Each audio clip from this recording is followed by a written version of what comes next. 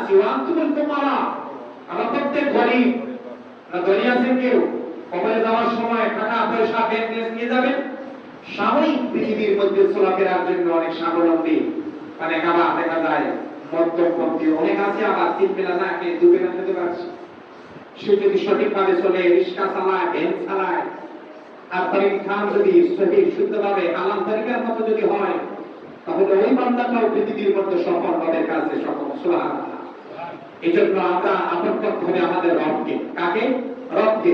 বন্ধু বানাতে হবে আমাদের রবকে। রবকে তো বন্ধু বানানো একবারে সহজ। পৃথিবীর মধ্যে অনেক আমার বাবার বয়সী মুরব্বিয়ানে কেরাম, যুবক ভাইরা আছেন, দেখবেন পৃথিবীর মধ্যে যখন বন্ধু আমাদের আত্মীয় স্বজন থাকে, পৃথিবীর মধ্যে চলাফেরা গিয়ে দেখা যায় কখনো যখন তাদের সাথে আমাদের কিছু দেখা ঘটে, যত বন্ধু হোক, যত আপনজন হোক, দেখবেন আপনার বিপক্ষে চলে গেছে, যায় না? আপনার অনুপস্থিতিতে আপনার বদনাম করছে, এরকম করে না সমাজে? করতে আছে। কিন্তু এমন একজন রবকে আমরা পেয়েছি, যে রবকে খুশি করা বড় সহজ। আপনি ডান হাতের কামাই করবেন, তিন বেলা না খেলে দুবেলাও আপনি খাবেন, রবের উপর সবসময় সন্তুষ্ট থাকবেন। যখন আজান হবে, আপনি ব্যবসার মধ্যে আছেন, দোকানটা লাগাবেন, পারবো না? দিনমজুর কাজে আছি, কাজটা শেষ, পৃথিবীর যে কোনো কাজের মধ্যে আছি, আজান হয়ে আসছে, মসজিদের মধ্যে আজান হয়েছে, আমরা আমাদের রবের নিকটবর্তী হয়ে যাব। পৃথিবীর প্রত্যেকটা সেক্টরে দালাল আছে। আপনি একবারে মাদ্রাসা কমিটি নন, একবারে মসজিদ কমিটি নন, হয়তো আপনাদের মসজিদ কমিটির আল্লাহর বান্দারা ভালো আছেন, আল্লাহ প্রত্যেককে যেন কবুল করুন, প্রত্যেকে পড়ে আমিন। প্রত্যেকটা জায়গায় দুর্নীতি আছে, আছে না? আছে। অর্থাৎ দালাল ছাড়া আপনি উপর মহলে কারোর সাথে আপনি দেখা সাক্ষাৎ করতে পারতেছেন না।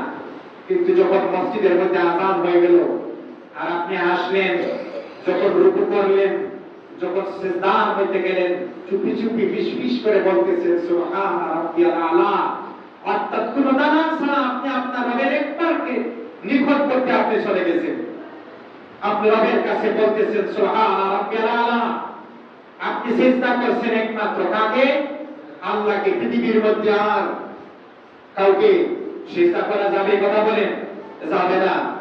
আপনি রবকে সিজদা করতেছেন, আপনি রমজান মাসে রোজা রাখতেছেন। এখন যদি আল্লাহর বান্দা এইভাবে যদি আপনার আমার জীবনটা শেষ হয়ে যায়, আর যদি বন্ধু আপনি রবকে বানান, রুকু করেছেন, সিজদা করেছেন, কোরআন তেলাওয়াত করতেছেন, বেশি আমল নাও করতে পারলে কম আমল করতেছেন, বেশি সূরা কোরআনের আয়াত আপনার মুখস্থ না, আপনি তো সূরা ফাতিহা থেকে সূরা ফিল পর্যন্ত পড়তে পারেন, এটাতে আপনি আমল করুন। এই অবস্থায় তো আপনি আপনার রবকে বন্ধু বানালেন। যে মানুষ আপনার বন্ধু, নিকটবর্তী মনের কথাগুলো আপনি খুলে বলছেন, যখন তার সাথে ঝগড়া হলো, তখন দেখবেন গোপন কথাগুলো অন্যের কাছে বলে দেবে, বলে না? বলে। কিন্তু আমরা এমন একজন রবকে পেয়েছি। আপনি নিজে নিজে হিসাব করেন, আমি নিজে হিসাব করতে আছি, আপনি আপনার হিসাব করতে পারেন। যেই বছর এখন পর্যন্ত যাদের বয়স 50, যাদের বয়স 70, যাদের বয়স 20, যাদের বয়স 35, আমরা কে কতটুকু গুনাহ করেছি? জেনে না জেনে গুনাহ করি না? আমরা কতটুকু গুনাহ করেছি? কতটুকু অপরাধ আমরা করেছি? সেই অপরাধ, সেই গুনাহ যদি আমাদের সমাজ জানতো, সমাজ থেকে আমাদেরকে বাহির করে দিয়ে দিত। অনেক সময় দেখবেন কোন এলাকায়, কোন ঘর, কোন পরিবার যদি কোন সমস্যা করে, ঘর থেকে এক করে দেয়, এক করে না? এক করে দেয়। আমরা যে কতটুকু গুনাহ করছি আমরা জানি। সেই গুনাহটুকু যদি আমাদের পরিবার জানতো, আমাদের বাবা জানতো, বাবা তার সন্তানকে ধৈর্য পুত্র পর্যন্ত করে দিত। আপনার চরিত্র, আমার চরিত্র যদি আমাদের স্ত্রীরা জানতো, তার স্বামী থেকে সে দূরে চলে যেত। স্ত্রীদের যদি চরিত্র তার স্বামী জানতো, তাহলে তার স্ত্রীর থেকে আলাদা হয়ে যেত। কিন্তু এমন একজন বন্ধু পেয়েছি, এমন একজন রব পেয়েছি। কত গুনাহগুলা করি, সেই গুনাহগুলা তো তিনি প্রকাশ করে দিতে পারতেন দুনিয়ার মানুষের কাছে, পারতেন না? তিনি করে দিতে পারতেন, কিন্তু না, তিনি লুকিয়ে রেখেছেন। তিনি বলেন লা তাকনাতু মিন রাহমাতিল্লাহ, বান্দারা রে, তোমরা আমার রহমত থেকে তোমরা দূরে সরে যাও না। তিনি বলেন উজিবুদ দাওয়াত হাত্তা ইজাদাম, যখন কোন প্রার্থনাকারী আমার কাছে প্রার্থনা করে, আমি তার প্রার্থনাগুলোকে কবুল করি। তিনি তওবার দরজাগুলো আমাদের জন্য খোলা রেখেছেন। বান্দা, এখন চিন্তা করতে হবে আমরা কতটুকু গুনাহ করেছি। গোপন একটা কথা আমাদের বন্ধুদের কাছে বললে একসময় ঝগড়া লাগলে সে ফোটা দেয়, একসময় গোপন জিনিস, লজ্জার জিনিস তাকে বিশ্বাস করে বললাম, কিন্তু না, তার সাথে বিভেদ হয়েছে, মানুষদের কাছে বলতেছি। অনেক সময় যে সুরগুলা চুরি করে আছে না, চুরি করে কিন্তু তার একটা ভয় থাকে তার ভিতরে, যদি ধরা পড়ে যায় তাহলে আমার কি অবস্থা হবে। কিন্তু আল্লাহ বান্দা একটু চিন্তা করতে হবে, দুনিয়ার মধ্যে আমি কি করতেছি। হ্যাঁ, আপনি রোজা রাখছেন, রমজান মাসে রোজা রেখেছেন আপনি, কিন্তু আপনি মিথ্যা কথাগুলো বলতেছেন রোজা রেখে।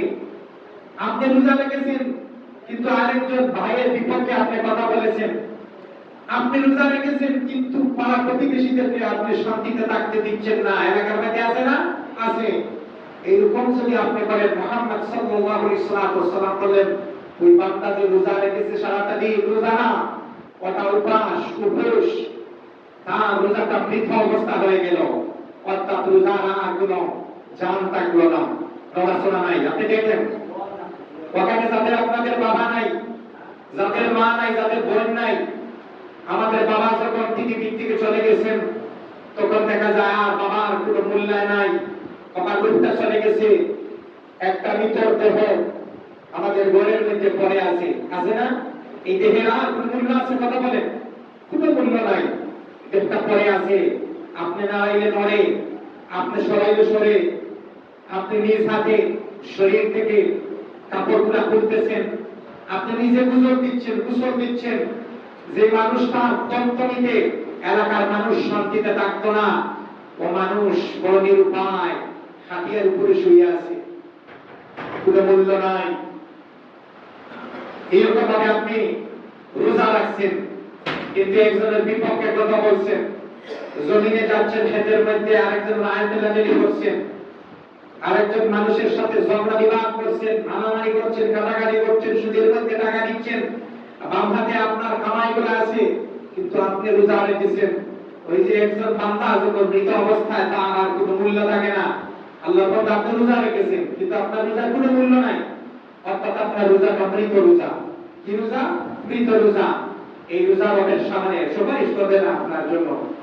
এই রোজার আগে তো আপনার কোনো ফায়দা নাই, না ফায়দা আছে? কথা বলে আপনার কোনো ফায়দা নাই। এই জন্য আমরা রোজা রাখবো কামিন সুপারের জন্য। কথা বলেন আল্লাহ। একটা ভাই আপনার সাথে অন্যায় করেছে, আপনি তাকে ক্ষমা করে দিবেন। একটা ভাই অপরাধ করেছে, তাকে আপনি ক্ষমা করে দিবেন। এলাকার মধ্যে একটা মানুষ অন্যায় করেছে, আপনি তাকে ক্ষমা করে দেন। অনেক সময় দেখা যায় আমাদের অন্তরের মধ্যে রাগ থাকে, আমার ভাইয়ের সাথে আমার ঝগড়া কথা নাই, রোজা রাখতেছি, আপনারা রাখতেছেন, আবার মসজিদে আসতেছেন, রুকু করতেছেন, সিজদা করতেছেন, আর রবের সামনে তো হাত তুলে বলতেছেন রব্বানা যালামনা আনফুসানা ওয়া ইল্লাম তাগফির লানা। আপনি সাক্ষী দিচ্ছেন রব্বানা, হে আমার রব, যালামনা, আমি জুলুম করেছি, আনফুসানা, আপনার নফসের উপর, আনফুসানা, আমার নফসের উপর। রবের কাছে ক্ষমা চাচ্ছেন। আপনি আপনার ভাইকে ক্ষমা করে দিচ্ছেন না, পাড়া প্রতিবেশীর একটা ভাইকে আপনি ক্ষমা করে দিচ্ছেন না। কেমন করে সিজদায় পড়ে আর রবের কাছে আপনি ক্ষমা চান? আমার কথা বুঝা যায়? বুঝা যায় তো? তো আপনি প্রতিবেশী, আপনার ভাই ঝগড়া হয়েছে, তাকে ক্ষমা করে দিচ্ছেন না, আপনি আবার রবের কাছে আপনি ক্ষমা চাচ্ছেন, রব আমাকে ক্ষমা করে দেন, আমার এটা নাই ওটা নাই। বলি না আমরা রবের কাছে? বলি না? আমরা বলি। এই জন্য মন হতে হবে আপনার উদাহরণ, আমরা হচ্ছি মুসলমান, আমরা একজন রব পেয়েছি, তিনি হচ্ছেন জিকরুল লিল আলামিন, আর আমরা একজন রাসূল পেয়েছি, নবী পেয়েছি, সুপারম্যান অফ দ্য ওয়ার্ল্ড। সেই রাসূল হচ্ছেন ওয়া আরসালনাকা ইল্লা রাহমাতাল লিল আলামিন। আপনি দেখবেন রাসূলের চরিত্র কি রকম, লাকাদ কানা লাকুম ফি রাসূলিল্লাহি উসওয়াতুন হাসানা। আমরা তো বুকে পড়ে লেগে থাকি অমুকের বাবার আদর্শ, তমুকের স্বামীর আদর্শ নিয়ে। চিন্তা করবেন আল্লাহর বান্দা, এই দুনিয়ার মধ্যে আমরা সব মুসাফির। কেউ টাকা পয়সা জমিনের মধ্যে থাকতে পারে কিন্তু আনতুল ফুকারা, আপনি আমি রবের কাছে কিচ্ছু না, সব ফকির মিসকিন। আপনি মনে করছেন আমি রুকু করছি, সিজদা করছি, কোরআন খতম করছি, আমরা আমলের জন্য আমরা ক্ষমা পেয়ে যাবো রবের কাছে? না। রব যদি আপনাকে দয়া করে, যদি আপনাকে মায়া না করেন, তাহলে আপনার ইবাদত, আপনার তাহাজ্জুদ, আপনার কোরআন তেলাওয়াত, এ দিয়ে আপনি আর পেতে পারবেন না। আপনি দেখেন উসমান বিন নুরাইনের অবস্থা, তিনি হচ্ছেন আশারাতুল মুবাশশারা, পৃথিবীর মধ্যে থাকা অবস্থায় তিনি জান্নাতের সুসংবাদ প্রাপ্ত একজন সাহাবী। সুবহানাল্লাহ পড়িয়া না। আপনি আমি যদি এরকম সুসংবাদ প্রাপ্ত হতাম, এখনই তো জুমাবারে আমরা নামাজে আসি, নামাজ তো পড়তামই না, ঠিক না? যে আমরা তো সুসংবাদ পেয়ে গেছি, জান্নাতে চলে যাব, কিসের নামাজ? আল্লাহ মাফ করুন। হযরত উসমান বিন নুরাইন যখন কবরের পাশে যেতেন, তখন এমন ভাবে চোখের পানিগুলো ফেলতেন, কান্না করতেন।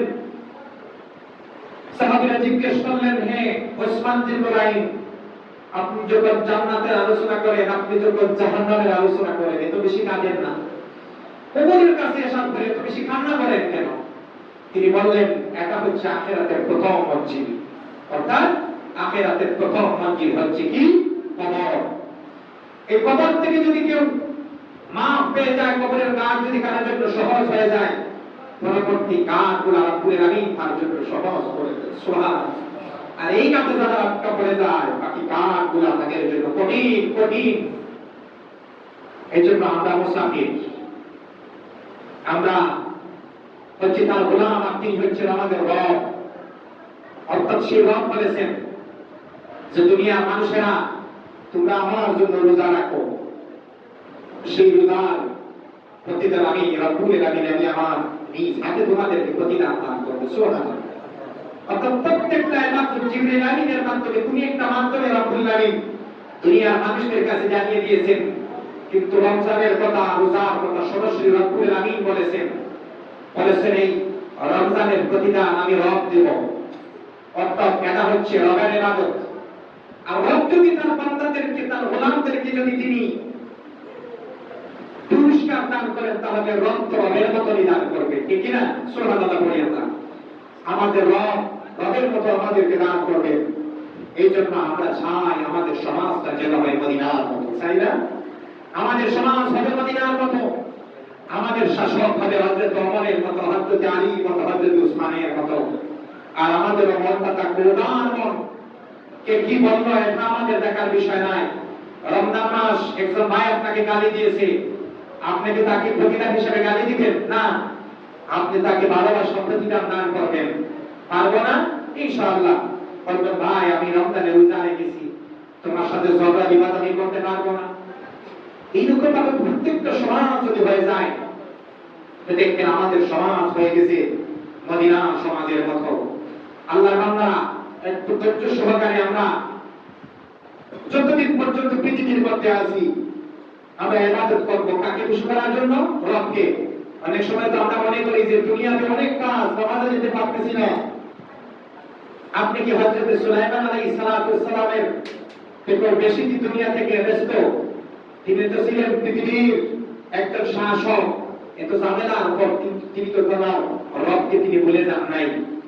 আপনি কি মনে করেন আমার জ্বর হয়েছে, সর্দি হয়েছে, আজ আমি আর নামাজে যাব না, আপনি বাঁচতে পারবেন না? আপনি দেখেন হযরত আইয়ুব আলাইহিস সালামের দিকে, তিনি 18 বছর যাবত অসুস্থ ছিলেন, কিন্তু একটা সেকেন্ড, একটা মুহূর্তের জন্য তিনি রবকে ভুলে যান না। সুবহানাল্লাহ। এইজন্য আপনি যে অসুস্থ যে নামাজ থেকে, ফরজ ইবাদত থেকে আপনি মাফ পাবেন, মাফ পাওয়ার তো কোনো কারণই দেখি না। অনেক মা বোন মনে করতে পারে সমাজের সংসারের অনেক কাজ, এই জন্য আমরা আমাদের রবকে ডাকতে পারতেছি না, রুকু করতে পারতেছি না, সিজদা করতে পারতেছি না। বলুন, তুমি কি হযরত আসিয়া আলাইহিস সালামের থেকেও কি তোমার স্বামী কি আরো নিকৃষ্ট ছিলেন না? বলেন তো, হযরত আসিয়া আলাইহিস সালামের স্বামীর নাম কি? কথা বলেন। ফেরাও। দেখেন জান্নাতের পূর্ণবতী একজন মহিলা হযরত আসিয়া আলাইহিস সালাম। এই জন্য তিনি তার রবকে ভুলে যান নাই। সংসারিক কাজের দিকে দেখেন জান্নাতের সর্দারনি হযরত ফাতিমা তুজরা, ওনার চাইতে খুব ব্যস্ততম কোনো মহিলা আছে? আবার দেখেন হযরত লূত, হযরত নূহ আলাইহিস সালামের স্ত্রীরা কি জান্নাতি না জাহান্নামী? কথা বলে। জাহান্নামী। পয়গম্বরের স্ত্রীরা হলো তাকওয়া থাকতে হবে, ভয় থাকতে